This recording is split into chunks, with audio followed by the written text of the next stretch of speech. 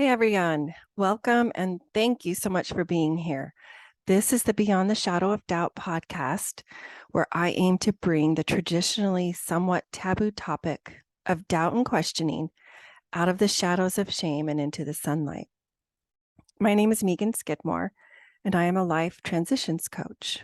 I work with parents of LGBTQ plus kiddos who are of a conservative faith background and feel their world has been turned upside down. If you listened to my first episode, you may have heard Siri say in the very beginning, recording in progress. I left it in.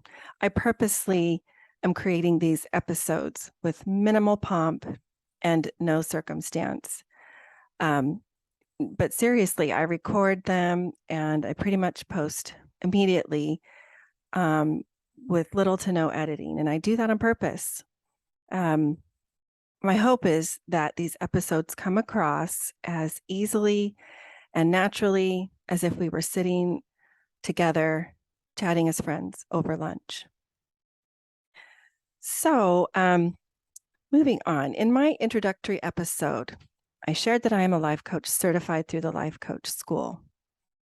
Having also been trained quite a many moons ago as a school counseling psychologist at the graduate level, one of the things I found very fascinating about life coaching is how closely related counseling and therapy are to life coaching.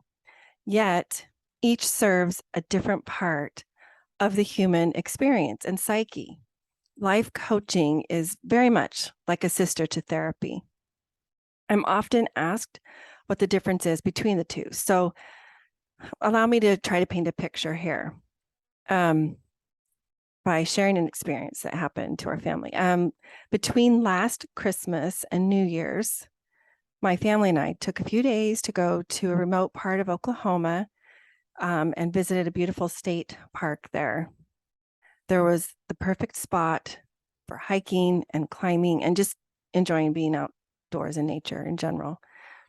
There was a river, quite a quick, fast flowing river running between some pretty giant boulders. They were pretty big.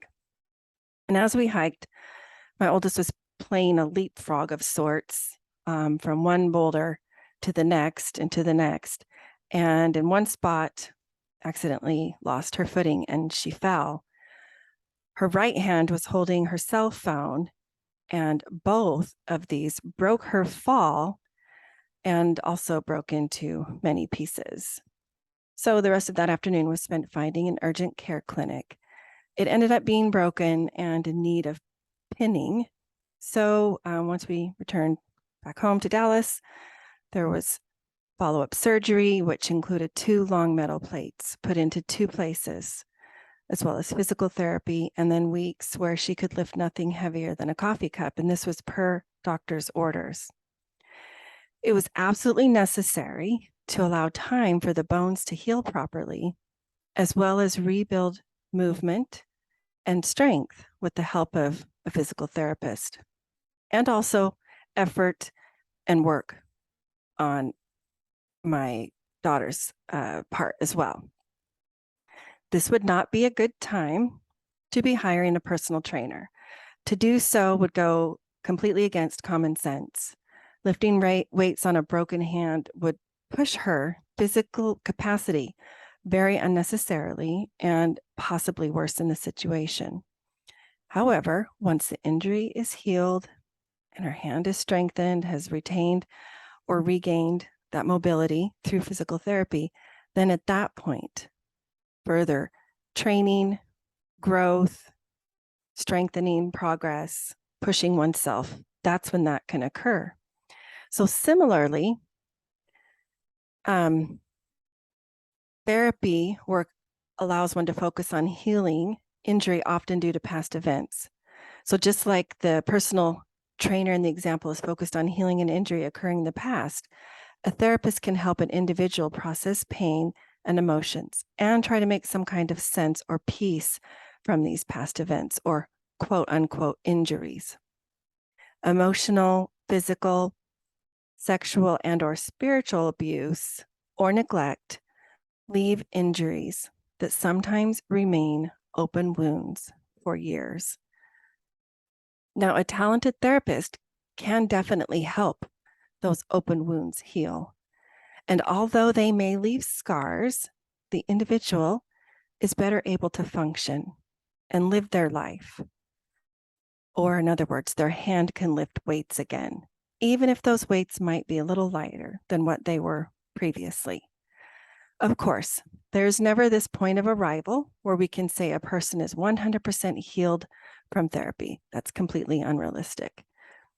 And my daughter's broken hand, her hand changed her and her physical abilities and appearance of her hand permanently. There will always be a 3-inch scar and metal plates in her hand that set off the security scanners at the airport.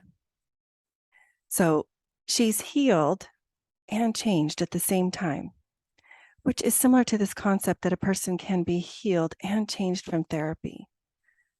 So in contrast, a life coach is more future focused. They are who will help you begin to do the heavier lifting, like in the personal trainer analogy. But in this case, it's the mental and emotional lifting. This will challenge you, but it does not need to overwhelm. A trauma-informed coach will help you pace yourself, hold you accountable, and most importantly, check in with your body. It's okay to slow down or take breaks. Just like a physical workout in the gym can be exhausting, mental workouts take energy too. All of it requires energy, which in turn necessitates that one always check in with themselves and allow time for self-care and reflection. And if this is not something a client knows how to do, I help them. As your coach, I help you address things such as appropriate boundaries, discomfort, fears, blame, cognitive dissonance, emotional adulthood and emotional childhood, beliefs and belief systems, and many others. I help you see where you have inadvertently let go of your power and then work towards putting yourself back in the driver's seat. I help you move forward in saying, thinking, doing, being what you choose with clarity and compassion for yourself and others. So if you are ready for a coaching session, the first one is always complimentary. Bring any concern, problem, struggle, fear, or worry, you name it, and you will walk away with at least one new tool you can implement today. I've got you. You can lean on me. If you are not already following me, you can connect with me on Facebook and Instagram. My Instagram is the @ and then Megan Skidmore Coaching, all one word, MEAGAN. Make sure to spell Megan correctly. Or my website, which is https:// Megan Skidmore Coaching, all one word, .com. Please feel free to share this podcast with others that you feel could benefit from this message. That is one of the reasons I started this. I strongly feel there are those out there that I am meant to reach and to touch and to work with. Anyway, that's all I have for today. Thank you for taking the time out of your day to spend these 10 minutes with me. Until next time.